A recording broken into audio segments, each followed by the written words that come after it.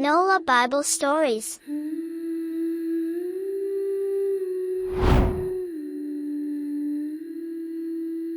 Hi friends, welcome to the third part of Moses' story. This part of the story can be found in Exodus chapter 13 to chapter 15.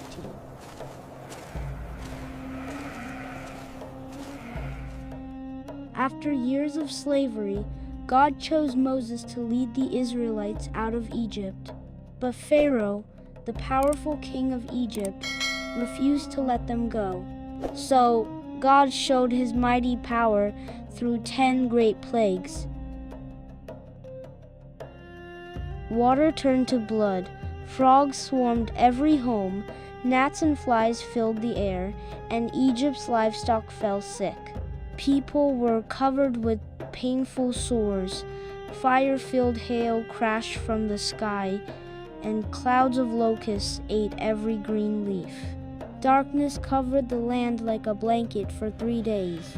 Then came the final plague, the most heartbreaking of all, the death of every firstborn son in Egypt. But the Israelite homes, marked with lamb's blood as God instructed, were passed over by the angel of death. That night, Pharaoh called for Moses and shouted, "Take your people and go!" After hundreds of years in chains, the Israelites were free.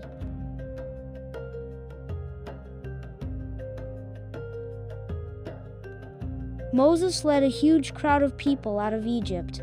There were men, women, and children, carrying bundles and leading animals.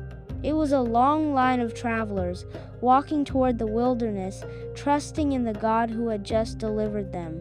They didn't know exactly where they were going, but God did. God went ahead of them in a pillar of cloud by day and a pillar of fire by night. The cloud showed them where to go, and the fire lit the way in the darkness. They had never felt safer. God was with them.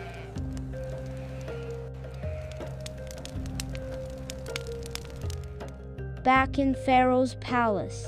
But Pharaoh, sitting in his quiet palace, began to grow angry. "What have we done?" he growled. "We let the Israelites go. Now we have no slaves to build our cities." His face twisted with fury.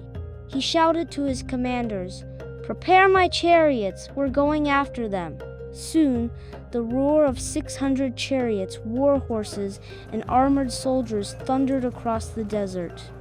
The greatest army in the world was chasing the Israelites.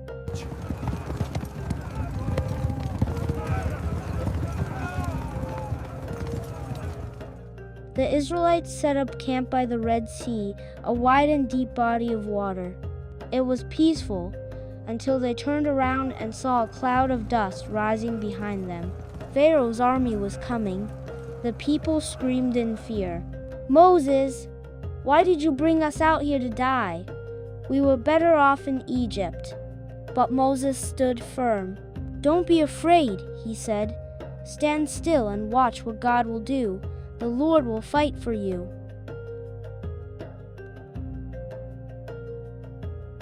Behind them, the pillar of cloud moved, and it came between the Israelites and the Egyptians, blocking Pharaoh's army with thick darkness. Then God spoke to Moses, "Raise your staff over the sea." Moses lifted his staff and stretched out his hand over the waters. Suddenly, the east wind began to blow. It blew harder and harder. The Red Sea began to move. The waters rose up like 2 giant walls on either side, and right down the middle, God made a dry path through the sea. A miracle, a walk between walls of water. Moses led the people forward. They stepped onto the seabed and walked straight through between the walls of water. Mothers held their babies close. Fathers carried baskets. Children gasped at the fish swimming beside them in the tall watery walls. Dust clung to their feet, but not a drop of water touched them. God had made a way where there was no way. Pharaoh saw the path and shouted, "Charge!" His army rushed in. Horses galloped. Wheels rattled. Spears clanged. They followed the Israelites into the sea path. But God was still in control. The wheels of Pharaoh's chariots began to wobble. Some got stuck. Confusion filled the soldiers' hearts. "Let's get out of here," they cried. "The Lord is fighting for them."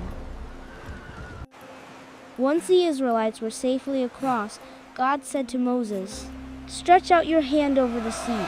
Moses turned back and lifted his staff again. The moment he did, the waters came crashing down. Whoosh! The sea returned to normal. Chariots, horses, and soldiers disappeared beneath the waves. Not one of Pharaoh's army survived. On the far side of the Red Sea, the Israelites looked back.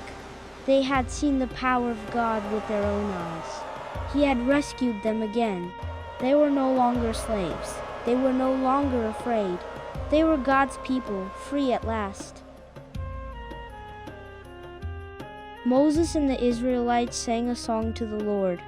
"I will sing to the Lord, for he is mighty. The horse and rider he has thrown into the sea." Then Miriam, Moses' sister, picked up a tambourine and led the women in dancing. They clapped and twirled and praised the Lord with joyful hearts. The whole camp was filled with music, laughter, and celebration. The Red Sea miracle wasn't just about escaping danger, it was about learning to trust. The people of Israel had seen that their God was powerful, present, and faithful. When they were surrounded, God protected them. When they were trapped, God made a way. When they were afraid, God stayed with them. And now, the journey to the Promised Land would continue. Stay tuned for Part 4, Manna from Heaven and the 10 Commandments. Don't forget to like, subscribe, and share.